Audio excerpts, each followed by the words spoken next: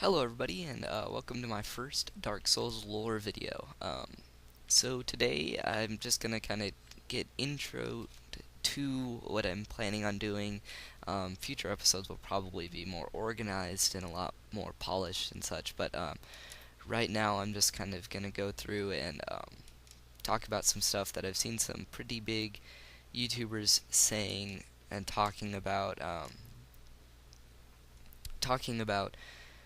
I'm basically just going to address some stuff that I have pretty major opinions on, um, that I've seen other YouTubers say, I guess. I'm going to be addressing what they said. So, first off, I'm going to address my opinions on Quelaag's. It's just like Quelaag, like the actual Quelaag, that YouTube user. She talked about. She thinks that because she was looking at Greek mythology as well as Chinese and maybe even Japanese mythology. I'm not totally sure. Um, and the fact that it actually kind of Dark Souls lore and the characters and such actually fit the geographical map very, very well. At being Lordran, if Lordran was in like Central Europe, the rest of the game would actually kind of make sense, and the fact that like Sigmire of Katarina, is that I think I just totally messed that up. Um, Never mind. Yeah, Sigmire of Katarina, and his armor really, really, really focuses, or not focuses, but it appears to pull from some sort of uh, Asian. Probably, I honestly don't know that much about Asian armor styles in the medieval times or whatever, but I really, really think that Sigmire's armor pulls from that kind of vein, which would also support that what she said of Lautrec, or however she said it. She pronounced it differently, which is a way that I've never heard it before. But she said that Lautrec's armor definitely looked like it could have been from Ethiopia or Egypt, and the fact that he used shuttles as weapons, in my opinion, completely supports the fact that, I mean, he's using like those were used in Egypt. Like they may have. I honestly don't know that much, but they could have been originally fashioned in Egypt, and that could have been one of the first places that they were used practically. But I completely agree with that as well. One thing that I wanted to address is the fact that she brought up the fact that um, she thought that, kind of in the same vein as I believe Norse mythology, the great tree Yggdrasil is basically holding up the world, and I was kind of thinking back to the intro, and I totally agreed. I'm surprised that it didn't make sense. Like, she didn't see this, but in the intro, like 21 seconds in or so, it says the land of great crags, Archtrees, and everlasting dragons. And like Archtrees, it kind of talks about them being kind of similar to dragons. They're like animate beings made out of inanimate things. So like the trees are alive even though they're made out of stone, and they're these great giant trees. And in that moment in the intro, you see the fog kind of hanging above the trees and then the dark ground beneath. And the trees, at first, like when it's zooming through, it looks like it could just be a scattered forest, but then you kind of see the wings of I actually can't remember if in that intro if that's showing Seath yet or if it's just showing an unnamed dragon, but you see a dragon's wings um, in comparison to just the width of the arch tree. And it's honestly, like, I'm looking at the picture right now, and it's like it looks like it might be a third of the width of an arch tree. And we all know how big dragons are in this game, and the fact that um, something that's a third of a dragon's wings is not small at all. It is an extremely, extremely large thing.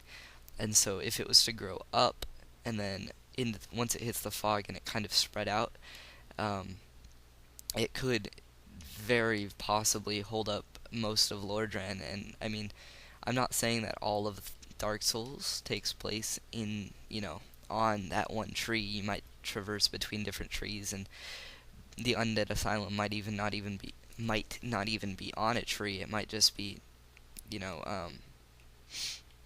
it might be something that's on the ground, and the ground is slightly more inhabited than they originally thought. But I completely agree with that. And then another thing that kind of goes to support that, and she touched on this topic very briefly, but I'm surprised that she didn't emphasize it slightly more. But the fact that in bottomed out areas of Lordran, such as if you're at Firelink Shrine going down to New Londo, the New Londo ruins, you completely, like, the whole valley area kind of around that. I mean, if you look down, you see New Londo, or at least some of the,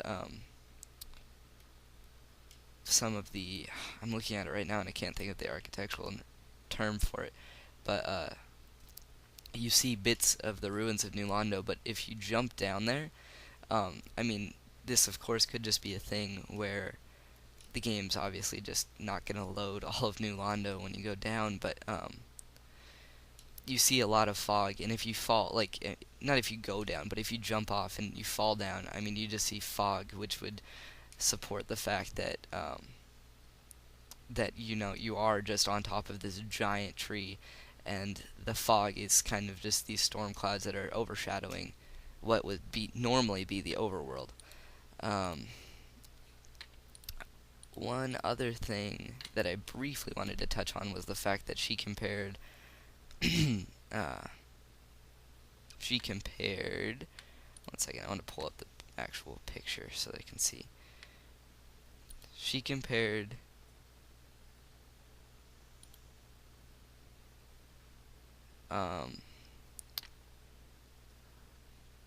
Gwyn to Zeus, which Gwyn is obviously the lord of, not obviously, because I'm drawing up a blank, I can't remember. He's fire or sunlight.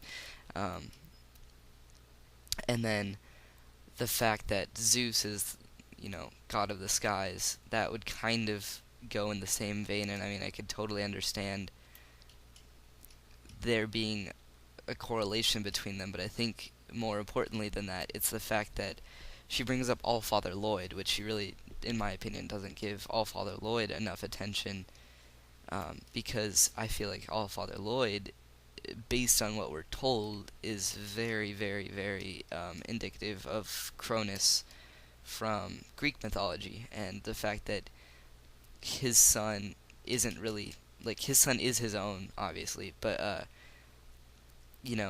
Cronus isn't really touched. I mean, I'm trying to find the right way to phrase this where it's not sounding like Cronus is ignored in Greek mythology, but he's brought up very briefly, as well as Allfather Lloyd. Both of them are kind of very similar, and then the fact that, Zeus, and then, you bring in Gwyndolin, Guinevere, and Knight Solaire, which I think that the fact that she brought up the fact that he's a son of Gwyn is really, nobody really ever brings that up, and I feel like that's pretty important as well.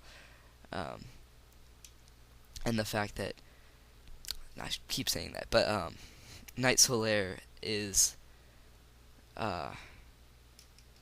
he feels the affinity for the sun, kind of as well as many of, I'm trying to, he feels the affinity for the sun, but Zeus's actual sons and daughters obviously don't, because I totally just lost my train of thought.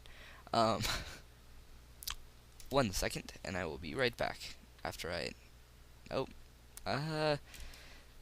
you know what, never mind. I'm sorry, I'm not going anywhere with this. I think I'm gonna stop the video now. Once I get my thoughts together, I might make another one. And yeah, thank you all for watching. Bye.